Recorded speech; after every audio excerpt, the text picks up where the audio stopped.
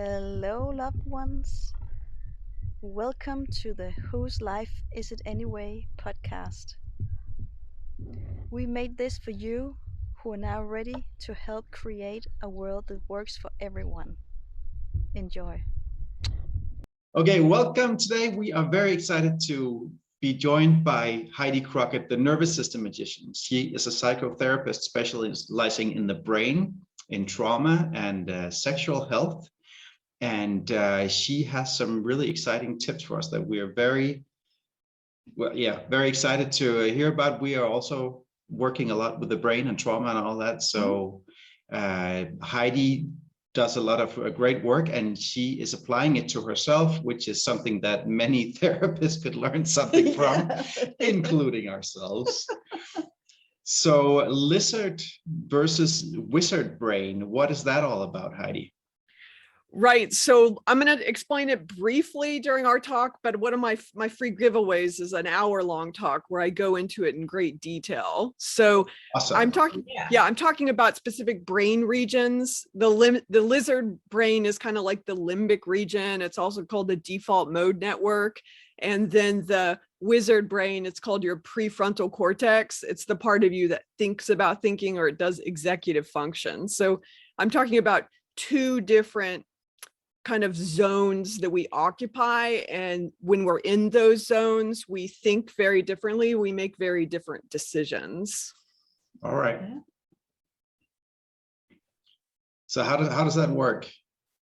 So I would for today's talk, I was just going to go into maybe 3 tips for embodying the wizard brain, and I'll just start maybe with tip number 1, which was like single pointed focus, I would say, which is kind of like the apex of what it means to have a wizard brain, is that you're able to focus your attention, delay response, and allocate resources. So I'm going to do a geek warning here. I have some slides. If people end up emailing me for the lizard versus wizard talk, I'll give the people who email me a couple of these slides. Okay, so the we're main gonna slide, put the email in there so that people can sign up for your things and they can get the access to the video and make it really easy for them to get that video. It's about an hour long, right? It's a 1-hour talk, the lizard versus wizard talk. Yeah. I'm really excited to see that myself and see how we can apply it to ourselves, and especially our daughter. It sounds like something I would need to listen to. Yeah. Well, I think we could both do with that. So you're talking single pointed focus. So how do you train that? So I think the slide I was going to send to people, it says, the prefrontal cortex is central to the process of creating meaning, which is, straight from textbook. Right. But what I mean by that is we have to make up the meaning. So sometimes people, they feel a little confused or lost, and trauma can make people, it's called stuck on, stuck on off. They can kind of have that empty look, and some people think that something will happen one day that's suddenly going to make them be able to focus more. And it's not that people don't have moments of insight, but my main message is that single pointed focus. We make it up as we go along. We have to decide what our vision or what our meaning is. So when I want to give 3 tips for embodying the wizard brain, the number one, the single pointed focus, is the most important one, which is sort of decide what your vision is and then take steps to get there. So you're saying decide what your vision is? Is that like how do you do that? Like what do you pick? Is it in everything you do, or is it your overarching goal in life, or what do you mean? Yeah, I think there are different layers of single pointed focus. So one would be knowing what's most important to you. There's a book called The 7 Habits of Highly Effective People. It's very famous, and it talks about what's not important, but what's really important, but not rushed. It has a way of prioritizing things. Yeah. So what we have to do is we have to prioritize kind of getting what we have to get done each day, but then deciding what it is that we want to do. And this is what I'm talking about, kind of allocating our resources. So yeah, overall, the goal would be deciding what you want to do overall with your life and then devoting time to that.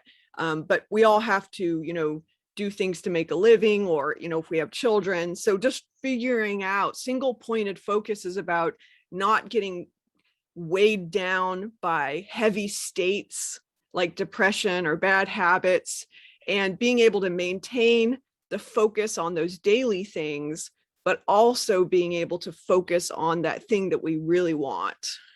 All right. So it's like allocating time, finding goals, and staying in the step you're in. Yeah, it's a specific type of, so in this geek warning, there's attention in neuroscience. It can be either focal and guided. This will be a slide I'll include, or it can be non-focal and pulled. Yeah. So like if you and I were talking and then there was a loud noise, our attention would become non-focal and pulled. And then what we would do is we would come back and we would be guided and focal talking about this subject. So attention does that. We go back and forth. But what we want to do is we want to be able to occupy that wizard brain more of the time. Even if we get distracted, can we go back to our single pointed focus? And by the end of each day, are you one step closer to whatever it is that you want to get to? And you're saying that that gets stronger over time if you practice it.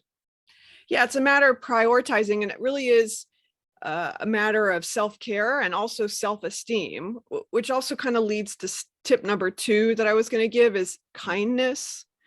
So we want to be single pointed in our focus, but we also want to be able to be kind to ourselves along the way. So it's kind of I picked 3 tips because it's like a special recipe to occupy the wizard brain, to get to our goals, but to do it, to create the process that we get there as also being a wizard process. Because some people, what they do is they get to their goal, but they're like little kind of mean to themselves. They're really hardcore. And that's not what I'm talking about. I'm talking about using your wizard brain to get to where you want to go, but also using your wizard brain every step of the way. And what does now you have the focus, and then what does the kindness do? Like I kind of. Yeah, it's basically when you look at the science of shame and the critical voice and the lizard brain, that's more primitive. It's older and it's faster. So when you speak to yourself in a kind voice, it's called the practice of self-compassion in the science.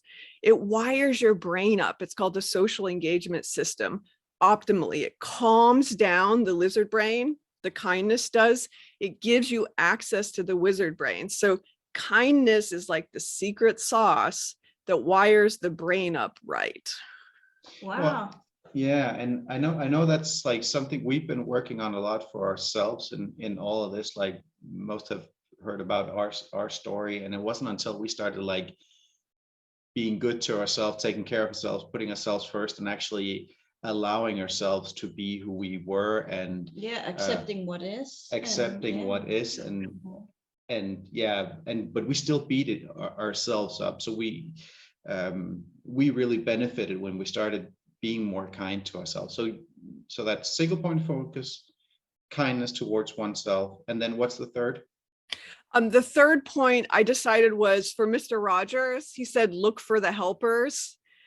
So in a sense, it's kind of like step number 2 is finding kindness inside ourselves. And step number 3 is about kind of finding kindness into the world, and look for the helpers. If you have a single pointed focus, let's say you want to choose a second career and you want to become a counselor, then you might go out in the world and you might look for people who are already counselors, and you might get a mentor, look for the helpers. And I'm going to talk about my back condition in a minute, this rare condition that I had. For me, I had to look for the one surgeon in the world who specialized in my condition, and I had to private pay for a surgery from him. So look for the helpers can be specific. There may be a specific helper that you need, or it can just know that you're not alone, and it can be, joining with other people. Yeah. That was also one of the big things for us, was when Katrine actually found a helper. Like we felt like we had to fight everyone everywhere, and a lot of special needs parents go into that battle mentality, and it makes it really hard to approach them too and help them. So when there's like an opening that really does something magic. And when we had, she was called it's called Reggie Clint, and she helped Katrine because she had been in the same position as her, and showing Katrine that there was a path to follow, there was help to be had, there was something especially she could do, and that was with the kindness. That was kindness. And that was kindness.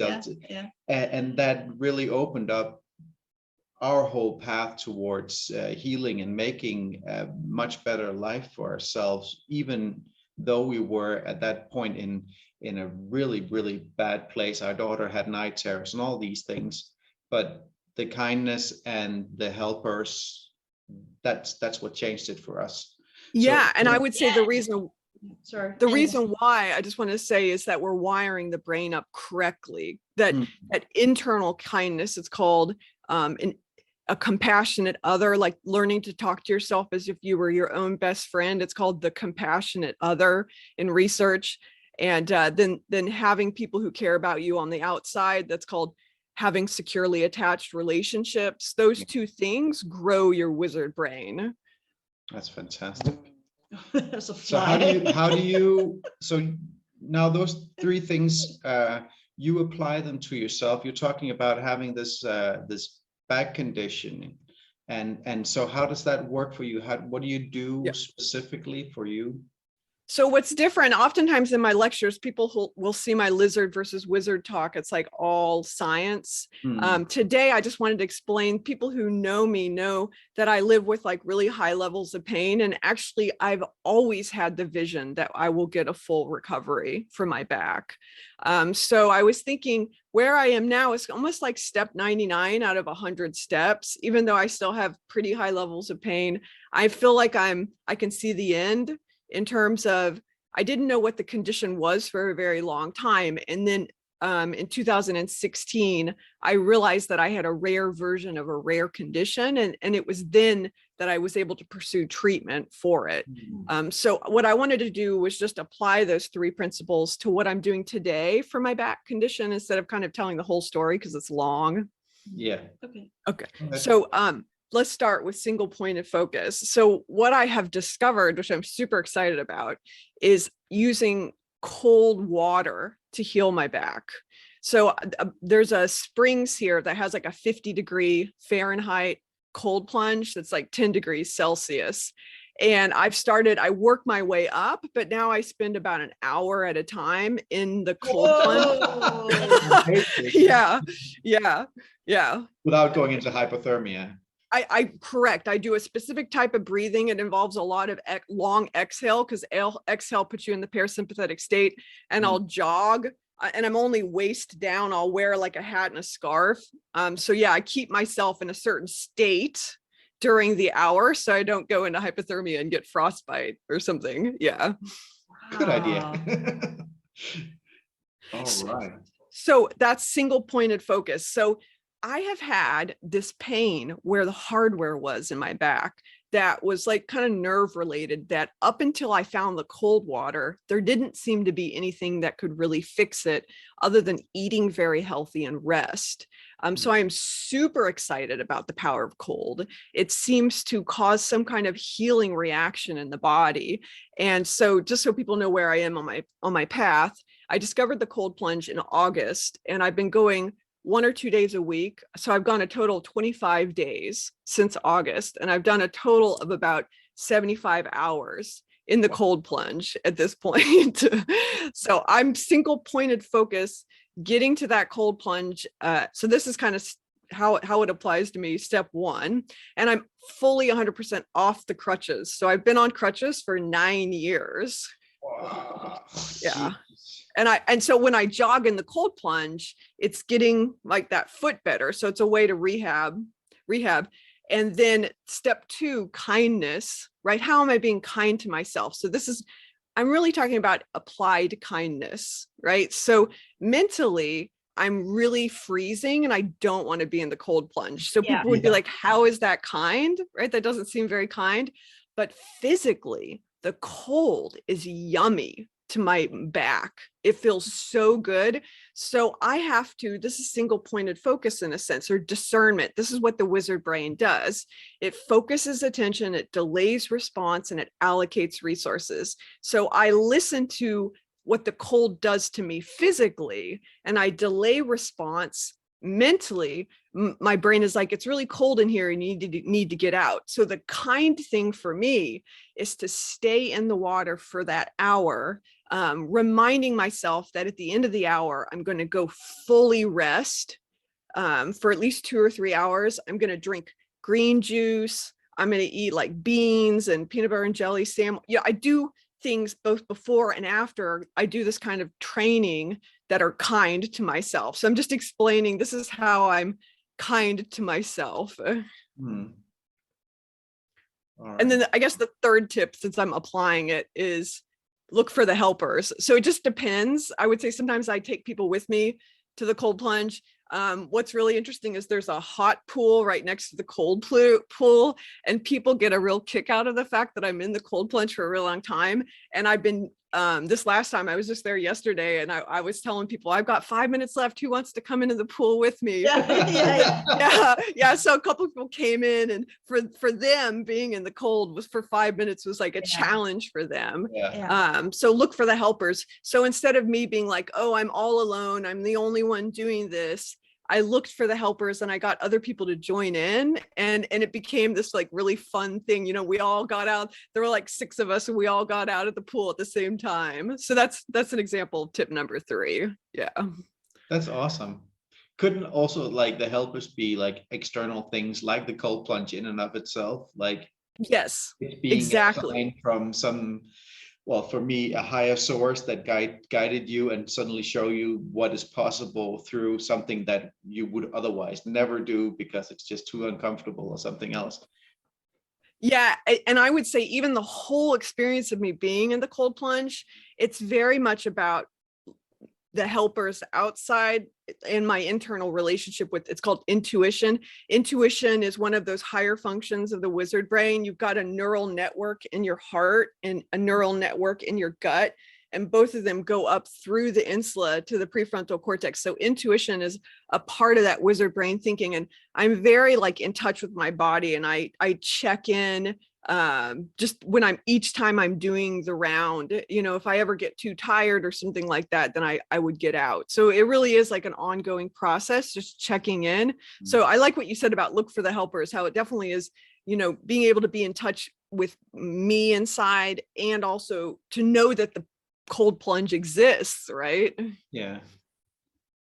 And then you're also not just looking for the helpers, you are being the helper. Like, one thing is like you're showing up here and doing other stuff, but like you have gone so far on your path with embodiment and all these things, and you have made meaning out of your own suffering, and like made a path that you can take others along. So not only are you looking for helpers, you are being the helper, and that also I think adds an extra layer of meaningfulness to the work that you do. And it's very exciting. It does. It's interesting. That was number 4. If I was going to do tip number 4, is that you actually, it's so hilarious. You like read my mind, or intuition, or it's called interpersonal resonance, when there's like this field or attunement that gets created when the brain, when you and I were wizard brain, the wizard brain. So I would say, eventually when you get more wired up and you get more in a wizard brain, you become a helper.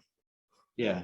I would say, that's definitely also been the truth for us. Like, we have gone from a state of helplessness through a state of being helped to then go to the state of now being able to help others. And like so many like you and the others that we interview seem to go through those stages. And I would just say, able to help others. I would just say in the neuroscience model, what we call that is, we call that integration. That's I would say our brains are becoming more integrated. And there's this quote, it says, integration is kindness made visible. That's from Dan Siegel. So again, people who have a higher level of integration, they report a feeling of connectedness with all of life, and they have a higher level of altruism. So there's just certain things that happen when we get our brain kind of wired up more. And just again, geek warning, when I say that, what I mean is there's 3 parts of the brain. They're called regulatory circuits. One is your prefrontal cortex, one is your corpus callosum, and one is the hippocampus. And those are like super valuable real estate. And so what happens, I would say, with all these people who you're talking to on this summit, they all have more integrative fibers in those regions of the brain, in the corpus callosum, which connects the 2 hemispheres. So that's what we're doing. That's just the technical stuff, but we know it because we're just more balanced and centered and happy, right? And it's very, like, to us especially, this is very, very interesting, because these are all the centers that our daughter is missing. Like, no prefrontal cortex, no hippocampus, and like several other centers missing as well. So how do we help her along the path when she is actually missing physically these things? Like, we can see that she has the potential, like we can see that she goes into, like, she becomes aware. So despite having, like, missing the parts that should enable her to do so, she's applying something else, like she's turning other real estate into that. And like, so that's very, very exciting to talk about for us personally. So we call that neuroplasticity. And there have been people who've had strokes or something like that, or, I'm not being totally accurate on this, but just, maybe they lose a large percent of their brain, but then the part of their brain that remains, it actually mimics the whole brain. So the brain is like so neuroplastic. I think there are things a person can do to wire their brain up wherever they are in life. There's something called something innate, or a ceiling. So we all have some kind of ceiling, I would say. And because of neuroplasticity, because I would say of our evolutionary birthright. So for example, you and I can look at this, we could say, this is wrong. What happened to you when you were a kid? This is wrong. I can say it and then you can say that. What we can do is we can go back, and oftentimes during that moment of trauma, there's a part of you that doesn't feel like seen and safe and heard. And so we go back in time and we adult to adult, we let that part kind of get what it didn't get back then. It's called the missing ingredient.